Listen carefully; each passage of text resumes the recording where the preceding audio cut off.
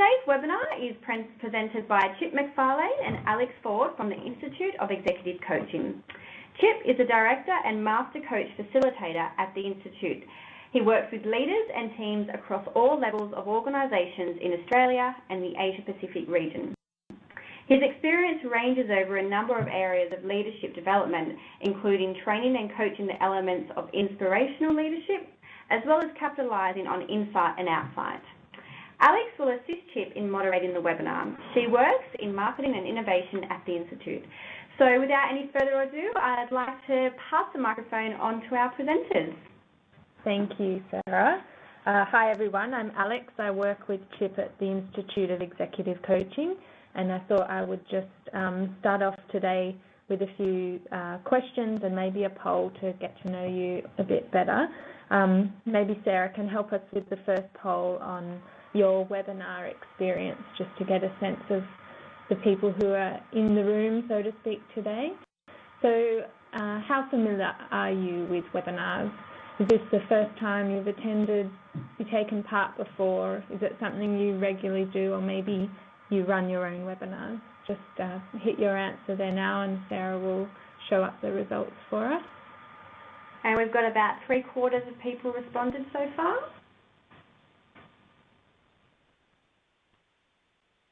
Great, thank you.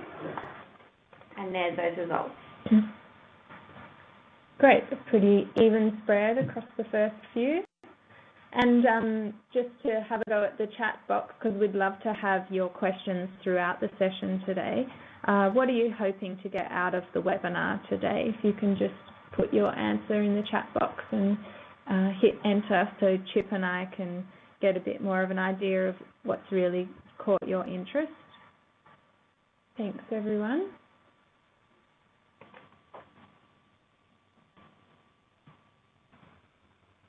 A few answers coming through there. Thanks, Michael.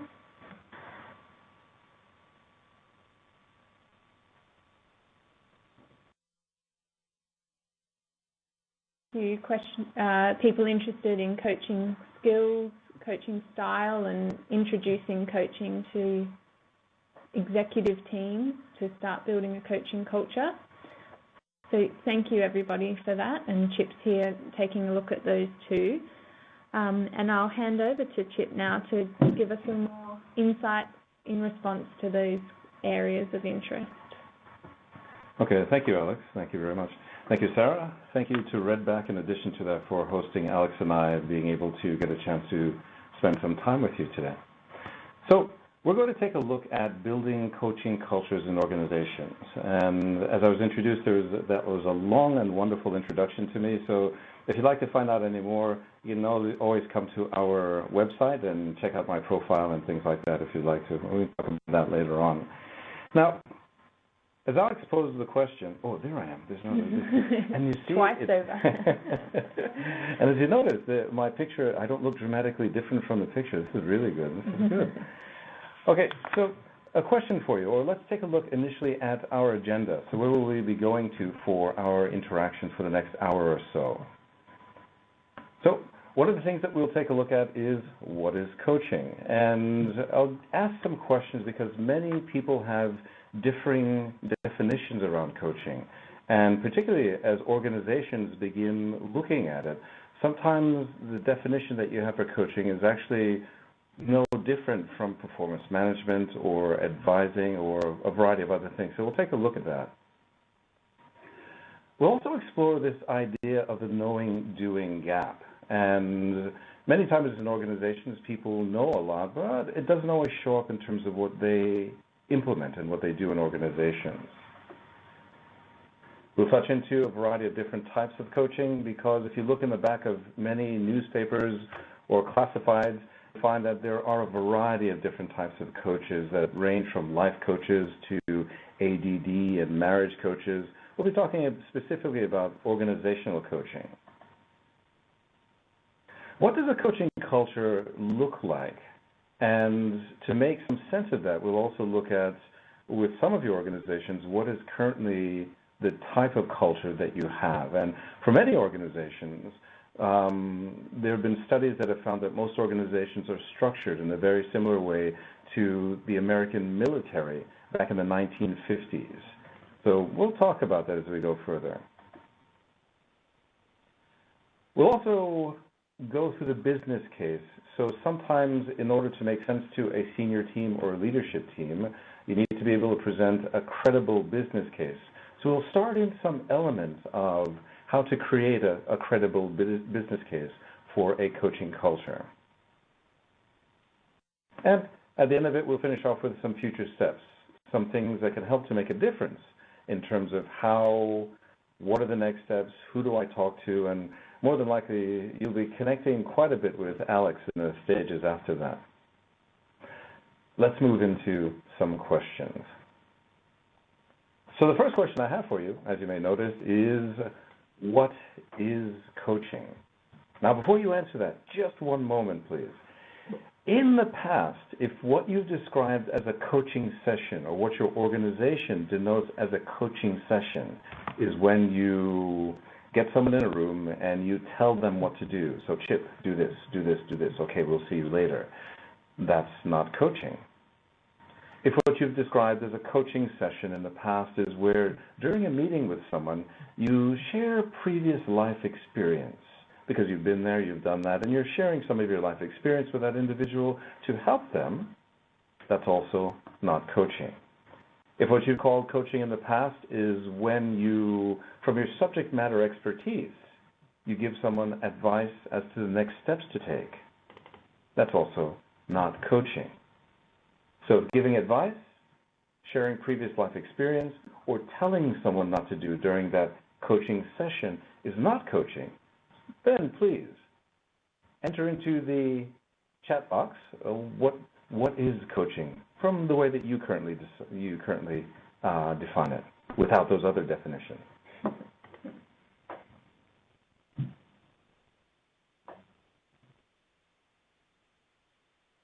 So Sue says, helping people find their way forward, yes. A very strong present to future orientation is what you'll find around coaching. There are elements of, as Anne mentions, encouragement.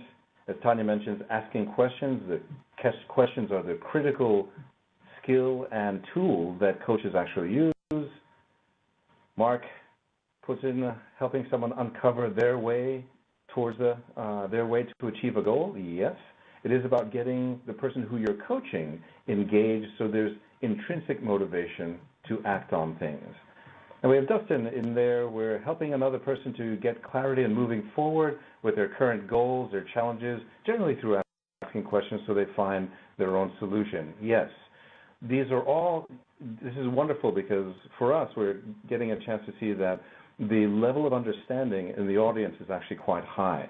So it makes all the following steps that we'll go through so much easier to be able to walk through. So with those answers around coaching, and it keeps going, so Alex is also tracking what we're doing and what you're saying, so sometimes she'll chime in every once in a while, and Sarah may also put in something if one of you has asked a question that you'd like answered during our presentation. And now, let's take a look at different types of coaching, actually. And make some sense around this coaching thing to add a bit more into it, put some more meat around the bone. The types of coaching that you'll find, as I mentioned earlier, you'll find a variety of different types and styles of coaching. Many people are very cognizant of life coaches. Then there's also, well, it's almost like the field of medicine, where you'll find many different styles of doctors, the neurosurgeon, the oncologist, the cardiologist, the general practitioner, many different types of doctors. You'll also find quite a few different types of coaches. There are business coaches, corporate coaches, executive coaches, organizational coaches. Now I'm also been coming across individuals that build themselves as CEO coaches. You have the life coaches. So a wide range of coaches. Particularly where we focus on at the Institute is that we look at executive or organizational coaches. And what separates this out from many other types of coaching is that your client is not the person who's sitting in front of you. Your client is typically an organization that is paying you to develop an asset, someone who they consider an asset for their future. And so, as an executive or an organizational coach, we have to be able to manage an interesting three-way and sometimes ethical relationship between the client organization and the person who's typically sitting in the room with us, who we take through and along that coaching journey. So that in and of itself differs from many other types of coaching where the person in front of you is typically the one who is paying the bill.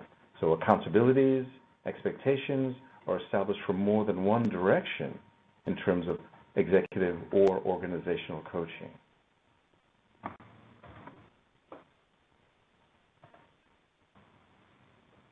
Now, one of the critical elements that we find that helps to set out executive coaching, or any type of coaching, actually, let's make it even more broadly, more of a broad brush stroke. We're talking about cultures and also coaching relationships. So one of the things that you'll find that happens in a coaching culture is a coaching mindset exists within that culture. And it's important that you're able to characterize it in one way or another. And the way that we at the Institute characterize the coaching mindset is through this very interesting formula. Now, this formula was put together by a gentleman named Dr. Timothy Galway. Now, he's out of Harvard University, he's actually considered one of the grandfathers of this field known as coaching. Now, back in the 70s, Galway wrote some interesting books: The Inner Game of Skiing, The Inner Game of Golf, and The Inner Game of Tennis. Now, after years of sports coaching, he was asked by some of his clients to come into and work with them in organizations, and 25 years of organizational work. Back in 2000, Galway wrote The Inner Game of Work. And he puts forward this interesting idea that we see that's crucial for the mindset of an exceptional coach and for a coaching culture of an organization. This is known as the performance formula. The first P, or actually, let's put it all out. There we go. So the full formula, as you see it right now, is P equals P minus I. Now, the first P that you see, if you're seeing this in color, it's a nice blue color. The first P stands for, and if sorry, just highlight and put an arrow just next to that first P.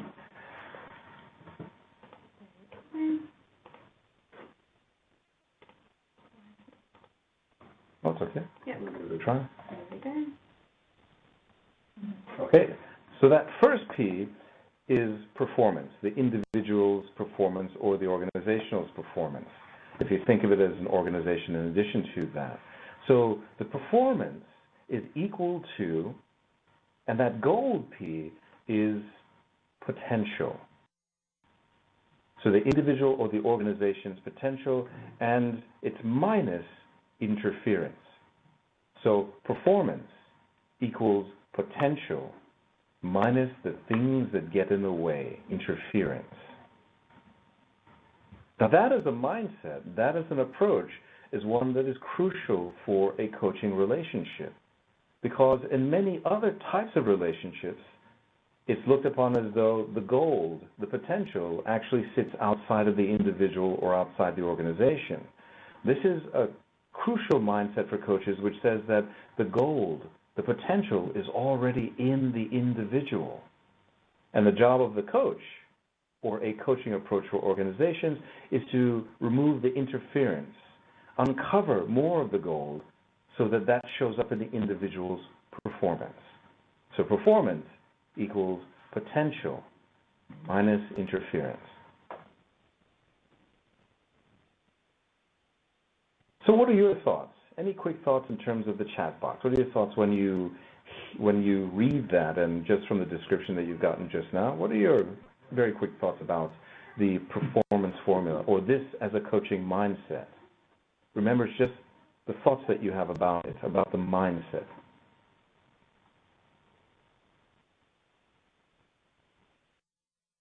Aha.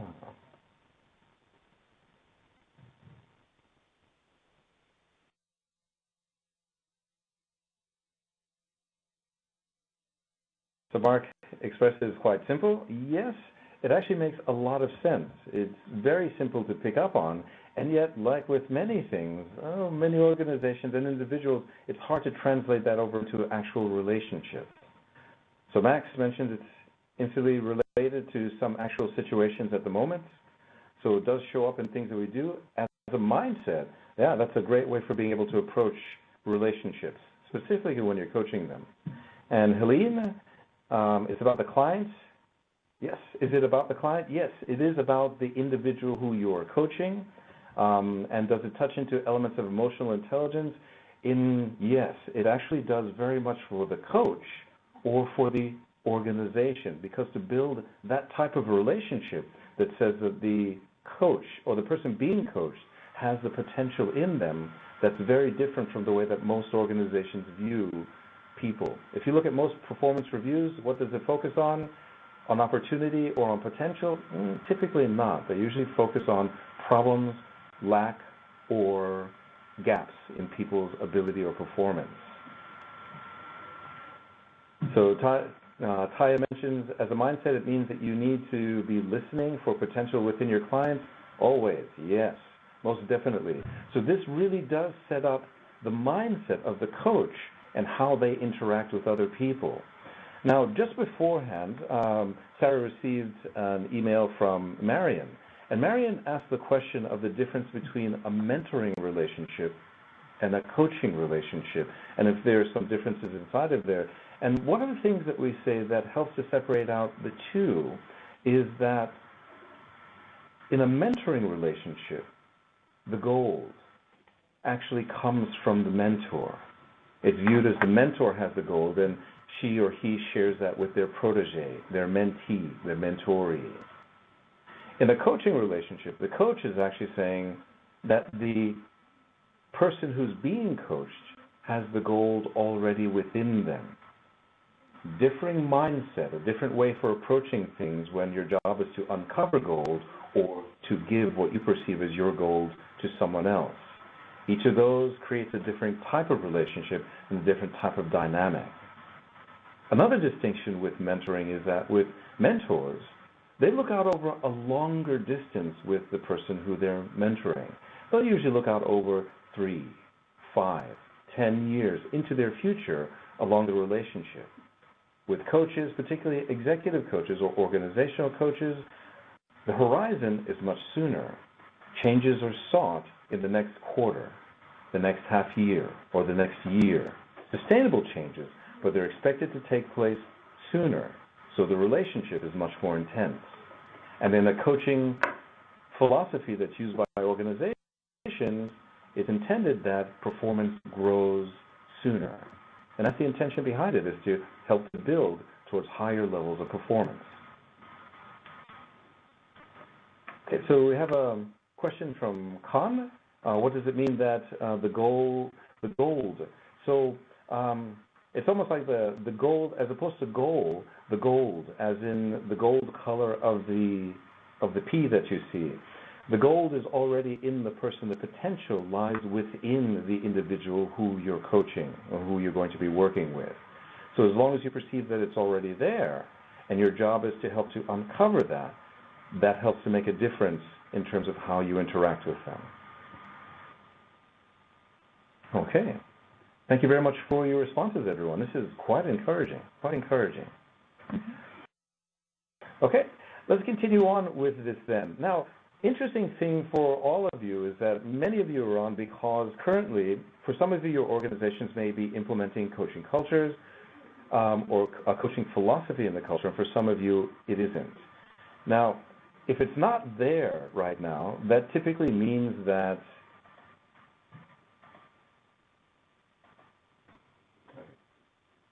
that was my mistake. Sorry about that. So it typically means that there may be something currently interfering with the ability of your organization to implement a coaching culture. So, next question is, in terms of the I for your organization, your culture, what might be interfering with the building of a coaching culture in your organization? So if you take a moment and just place it into the chat box. So what might be interfering with your organization's approach or building a coaching culture? So Patrick that mentions a military style. Many organizations have a command and control style that they approach to, so it's not around coaching or developing. No time to focus on coaching. Yes, there is going to be the need for perception to be time in order to coach people, but there's also the philosophy that sits behind how you manage and grow your organization. So understanding the ROI, the return on investment, and there are many different ways for being able to measure that. We'll touch into some of them a little bit later on, and we go much more extensively beyond that at the Institute. We actually have written papers on how do you measure the ROI of coaching. Tanya mentions uncertainty due to multiple restructures. It's not a priority at this moment. Yes, in the midst of crisis, you find that coaching typically doesn't occur because it's easier to be able to tell people what to do, especially when there's going to be a restructure or there's going to be turnaround. John mentions an imposition of ideas from the board rather than seeking ideas from members. Yes, once again, an aspect and an element of command and control in terms of structure of the organization, as well as the way the culture is within the organization.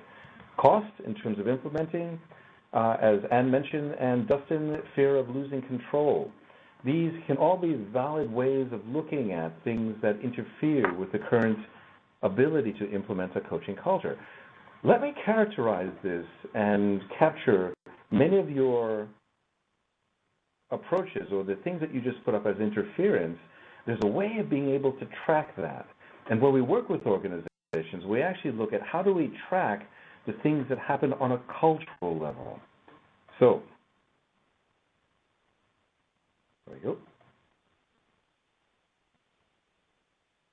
One of the things that you'll notice from the general responses is that some of you actually put in that it's a structure.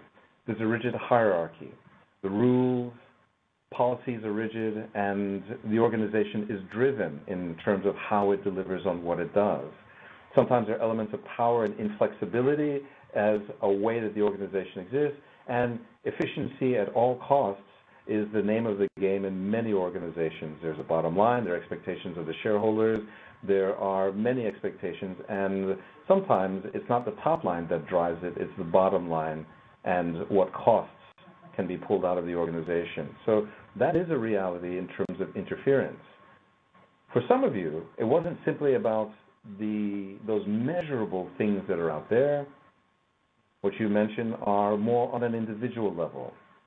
So why is it that we can't implement a coaching culture? Well, the knowledge and the skill of what coaching is, the norms of behavior in terms of giving advice and instructions to the giving of instruction, the tell and the control element of things. And sometimes in organizations you find that the behavior that's being engaged in is a lot of micromanagement. So sometimes people say, well, micromanagement is important at levels of things, and we say typically, actually, what you need is to manage a situation, especially when something is in dissent.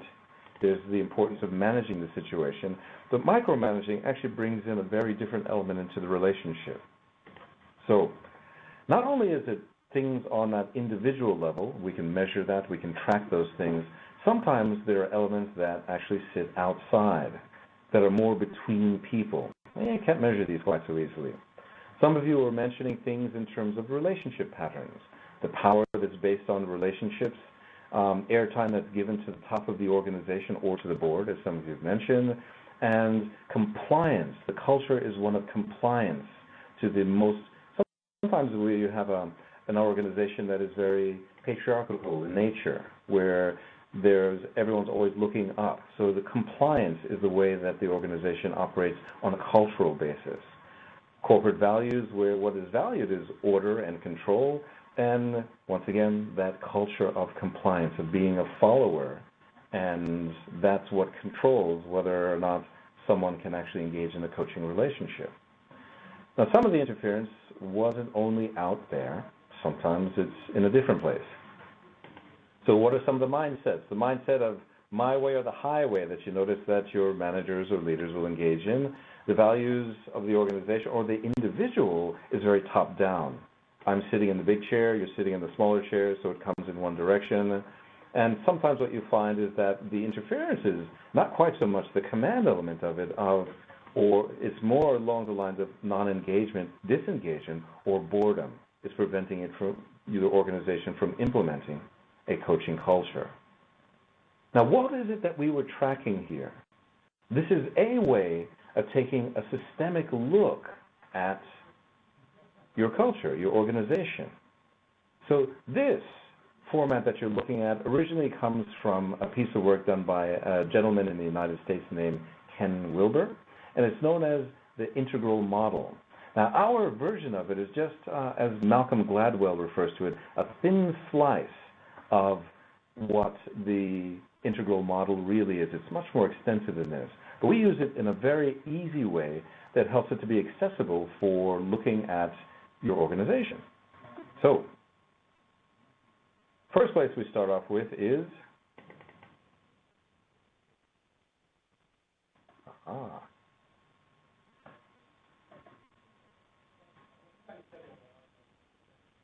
So the first place we started off with was in the bottom right-hand corner. Now that area points to things that are macro in nature. It takes more than one person to be able to push, pull, and affect these elements of the organization. So the systems of your organization, the processes, and the policies. So whether it's the HR system or the remuneration system, those big elements that are macro in nature, and even the structure of the organization falls into that category. They're macro, they're large, it takes more than one person to move these things, and they are objective and measurable. What we're also tracking on an individual level, on an individual basis, were simple things like the behaviors, the key result areas or key performance indicators that are expected of an individual, or the skills that they bring to bear, or the competencies that they bring in a situation. In addition to that, there's not only, so once again, these are objective, they're measurable. Now when we're looking around, what we're also looking at is the culture of the organization. And one way of being able to think about culture is simply, this is the way we do things around here. It's not in any policy book. Typically, the time that you find out about culture is when you have bumped into, I refer to it as bumping into one of the walls. Suddenly you bump into something where someone takes you to the side, preferably and hopefully, and says, Chip, now this is the way we do things around here. And that's what we mean by the culture of the organization. And culture is based on relationships. Now this last area that we explore, or that we were looking at, are some very interesting things that deal with the individual, but they're more internal and subjective in nature. Your values, your beliefs, and your self-talk, the things that you say to yourself. Actually, all of those things are taking place inside of you, and we can't track those on the outside. We don't know what those are until you behave in a particular way, or you speak in a way, you demonstrate your skills.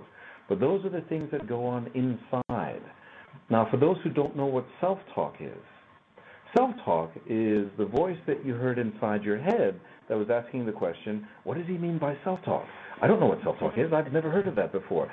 It's more than likely you didn't externalize that, but you heard elements of that conversation. So that's what we mean by self-talk. And in neuroscience research, they found recently that people talk to themselves up to 70,000 times a day. That's a lot of self-talk that goes on. So what people say that's useful to themselves, it gets repeated over and over again. What people say that's less than useful for themselves, that also gets repeated over and over again. So when we're coaching someone, if I take it to an individual level, this is what we're referring to, and this is what we use as a means of being able to coach people. We use and look at a systemic picture. When we're looking at your organization, though, we also consider the same thing, looking at it in a systemic fashion. So the question is then, what is it that makes up a an organization that has a good coaching philosophy and a coaching culture? So some of the things that you'll be looking for or that would be markers for you in terms of your organization would be these. So a coaching mindset, as I introduced that to you a little bit earlier, we refer to it as that performance formula, we call it the gold miners mentality. So having a coaching mindset of some form or another. Already effective individuals to be able to model themselves from, values, attitudes, an alignment that says that my internal values are aligned to developing other people. It's not just about delivering and getting things out of them. My job is also about developing them. And elements of both emotional intelligence and, as Goleman and Boyatzis have put it, social intelligence are also elements of that internal world, what goes on inside the individual. What else does your coaching culture look like? On the outside. So this is the individuals, once again, what you'll be seeing as practitioners. You'll see individuals doing this.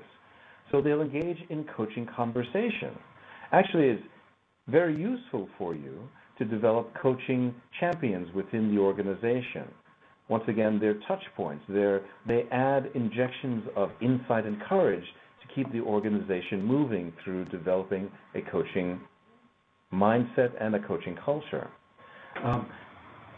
It's important to have effectiveness research so that you can continuously prove back to the business and back to the board that the coaching and the implementation of a coaching culture is having a positive effect both in the atmosphere and also in terms of what is truly happening with people's levels of performance. So you can use a means of being able to track that with your 360-degree tools. Also, that's one of the strongest ways to use the 360 with an individual, to be able to track their growth in terms of implementing and growing their people using a coaching approach. And organizationally, each role should have some element in, I think they refer to it as the balanced scorecard. Your balanced scorecard should have some element of key result areas or key performance indicators that relate to coaching and developing people. So this is what it looks like on an individual level. When you jump out to the organizational level, what's it on the macro basis? Well, on a larger size, you have the experiential workshops that develop the skills of your organization. So the workshops are also there to implement skill development. It'll also be useful for you within your organizations to develop, for the HR team, to also take their own skills in coaching. Most HR professionals are very used to a consulting relationship where they are giving advice. When you're seeking to implement coaching, it is a differing relationship and a different way for approaching things. So it's also important for the HR team to develop their ability, their skills in terms of carrying the organization further through demonstrating coaching and how they interact with all of their stakeholders in the organization. Influencing, networking, you'll notice these things happening that are normally a part of the way that the organization operates in the culture. Communities of practice that actually establish coaching as a practice within the organization, and it's officially sanctioned. So communities, the way that people interact with each other, supervision, support, train-the-trainer programs to also develop individuals internal to your organization that takes the skills further. What's in the last box? Well, this also sits with your most strategic teams and your most senior teams. It's important that the strategy of the organization is aligned to the implementation of a coaching philosophy and a coaching culture. If the systems don't align with that, or the strategy doesn't, it won't happen. It ultimately won't happen. Looking at evaluating the teams in terms of effectiveness on an organizational level, also there are a variety of different ways that the organization looks at its effectiveness in terms of building the relationship and developing people. So those are just some of the things that you'll see that are present when a coaching culture is prevalent in your organization. Now, I've been talking a lot, quite a bit, So we're going to open the floor to you just for a moment in terms of, what are your thoughts at this moment in terms of what we've been going through so far?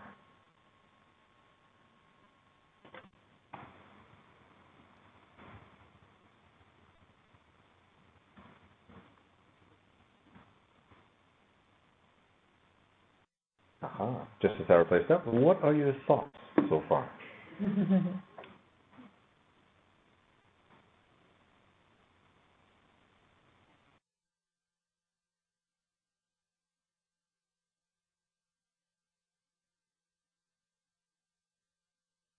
I guess one question that we often get is how a coaching culture relates to high performance culture and how the terms might be interchangeable or not. I'm not sure in making the case for a coaching culture where high performance fits in across the integral model. Okay.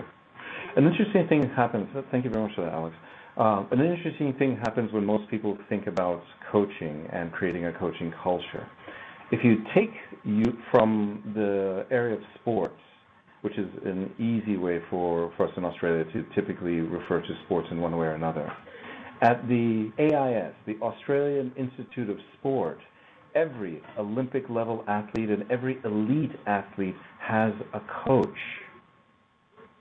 It's crucial to ensuring high levels of performance that is sustained over a longer period of time. So coaching isn't simply, most of the time when people think of coaching, they think of it as a tool to fix underperformers. Actually, if that's the way that the organization or you actually views the utilization of coaching, you're not giving it enough space for it to do the best and the greatest for you. Think in terms of elite level athletes, all of them. Even Roger Federer used to claim that I don't have a coach until he hit the wall. Then he got a coach, and he's coached continuously now in terms of his game, his maintaining high levels of performance of his tennis game. So it's a way that, in terms of perceiving it, coaching and high performance are two things that go very strongly hand in hand when done and structured in an efficient and an effective way. Thanks.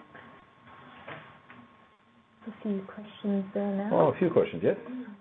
Okay, coaching effectiveness research is hard to do. Yes, it can be, especially when you don't have a point of reference around it. Those are some discussions that at the Institute we engage in, and we do effectiveness surveys particularly behind the work that we do.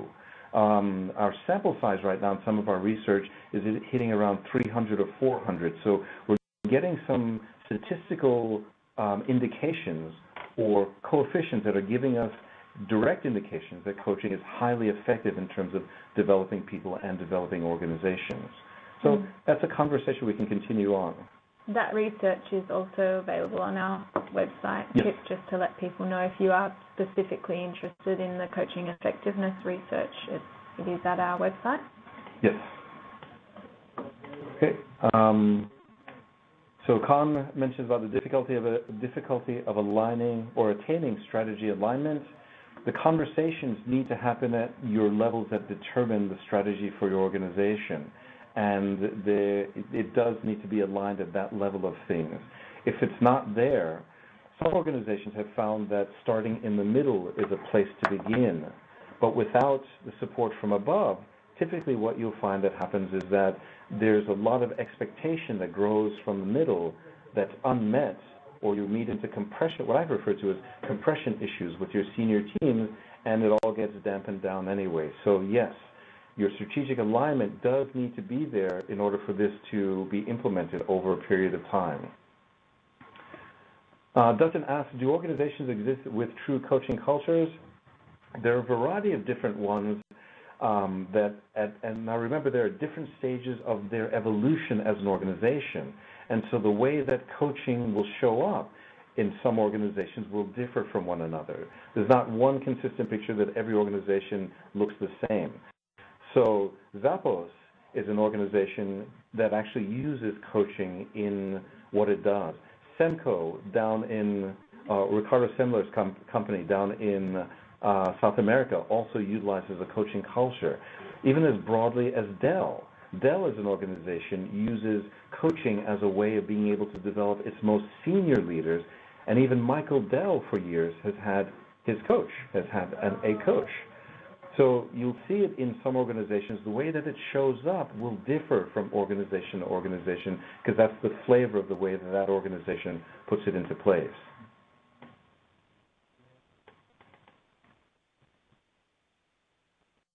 Okay, so can we build, Natalie asked to build on successes. Yes. A slow burn to get to the whole organization on board. Yes.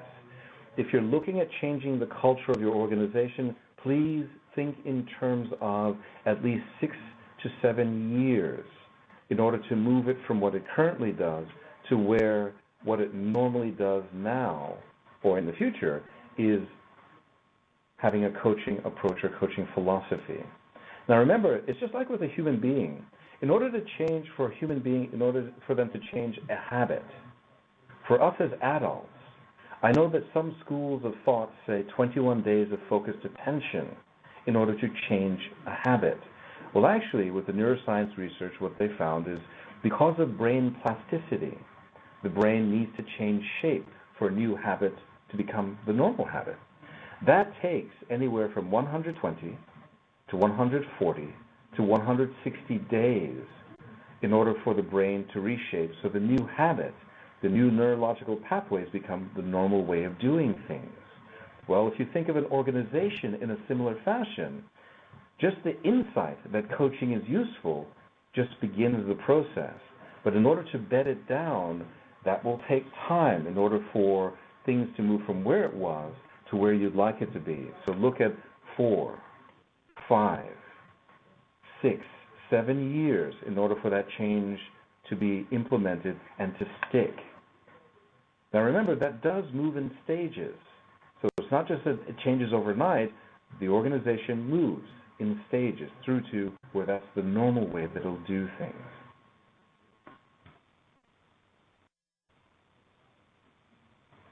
Okay.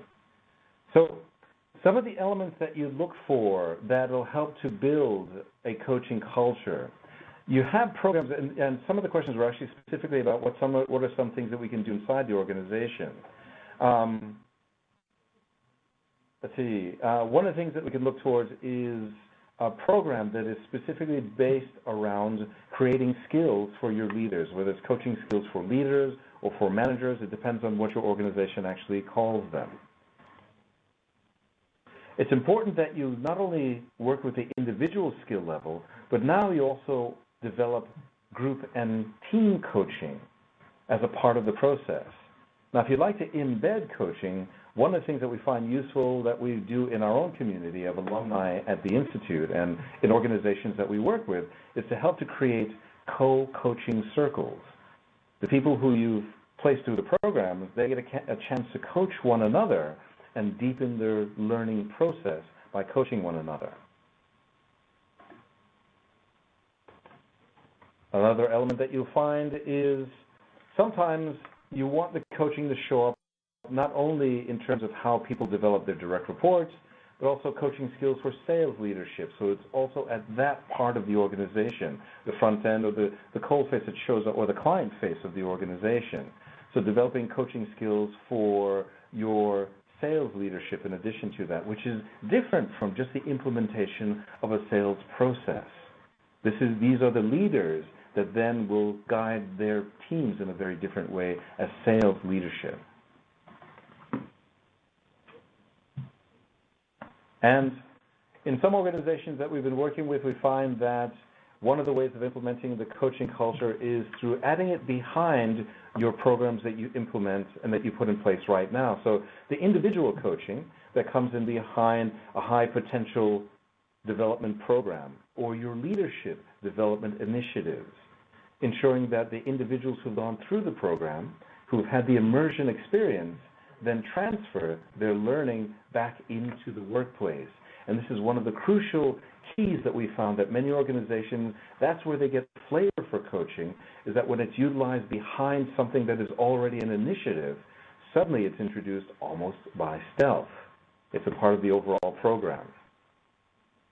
Now, remember, this is using coaching in a slightly different way, and yes, implementing and using it with people who have so that when coaching is mentioned in the organization, it's not simply about performance, it is truly reflecting on the assets of the organization, the people who translate into reality. A little bit earlier in the agenda, there was a phrase that was used that would really come in handy at this moment. With most training programs that you do, people learn a lot, and they know a lot at the end of the program.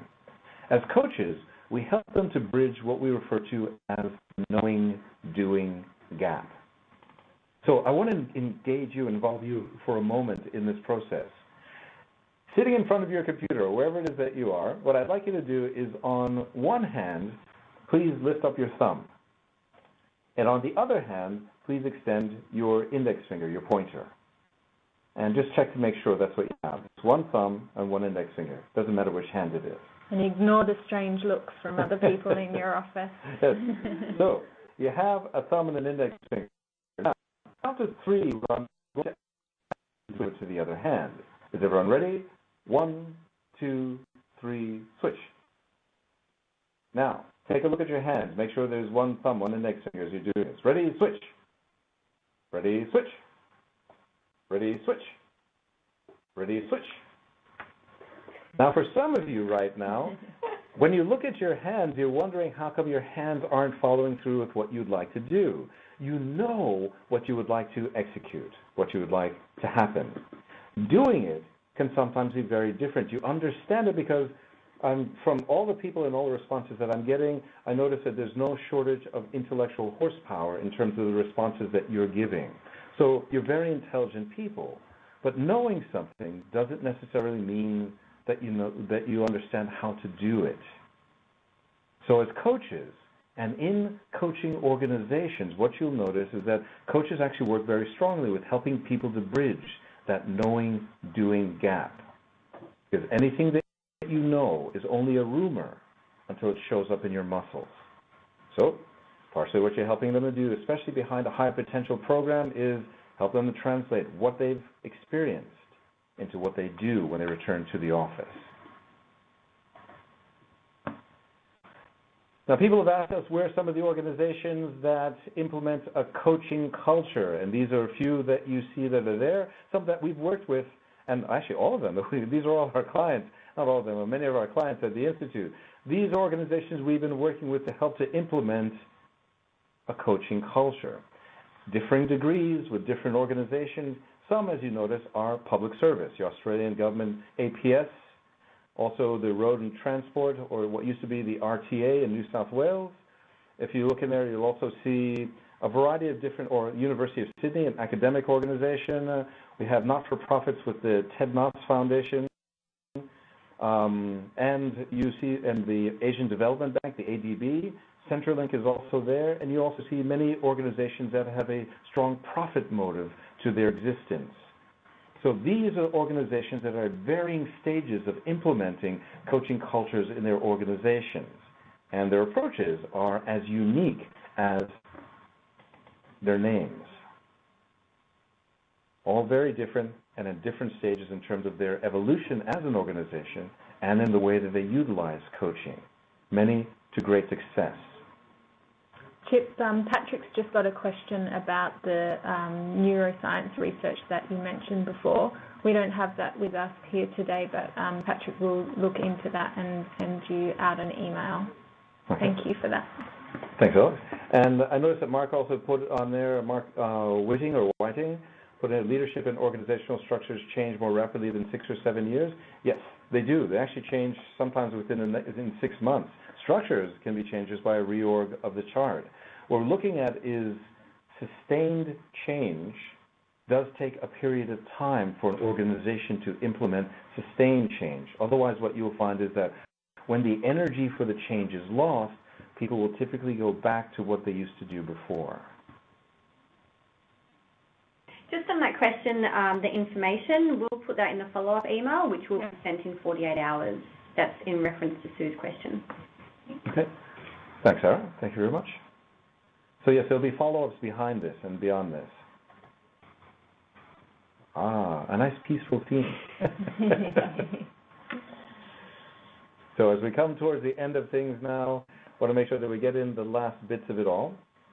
Okay, so some people have asked about the business case, and there was great interest in generating some of the emails that landed before, so we wanted to include some elements of this here. From compiled information that we've actually placed together and we've pieced together over the past 7 years of concentration on looking at return on investment. These are some of the things that we're finding out in our outcome-driven research.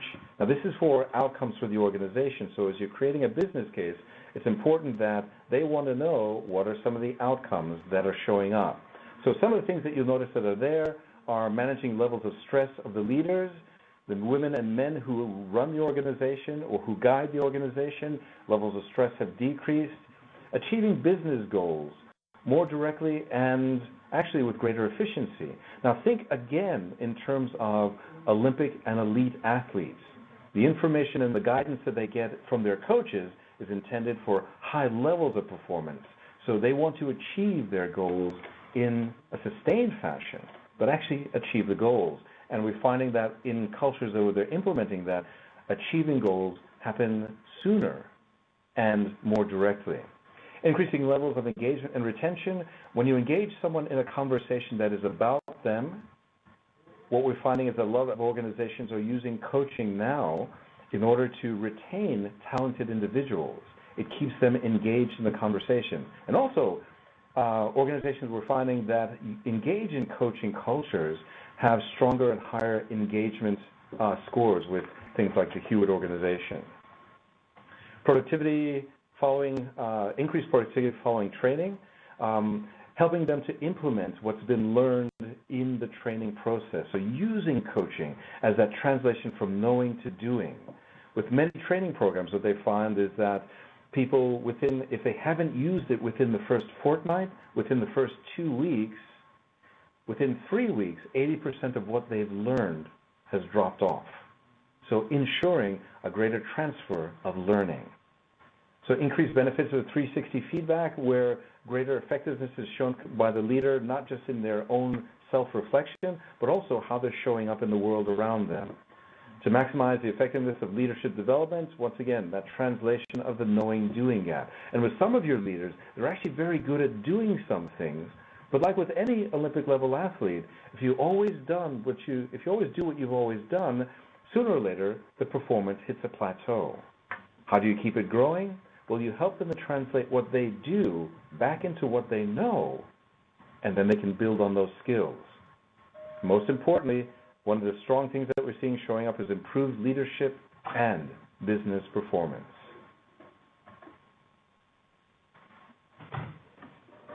Aha! We have come to the end of the official slide element of the program. But let me just jump back and open the floor to you to any comments or ideas just before we begin to sign off.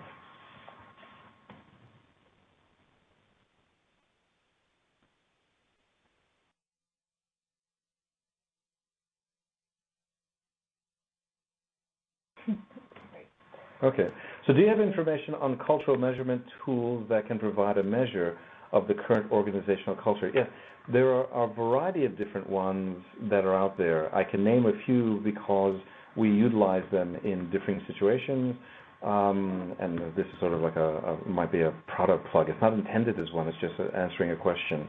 The Leadership Circle has a very effective tool that we've come across that ties in both IQ and EQ, and looking at the culture of the organization and also the leaders within, so the Leadership Circle.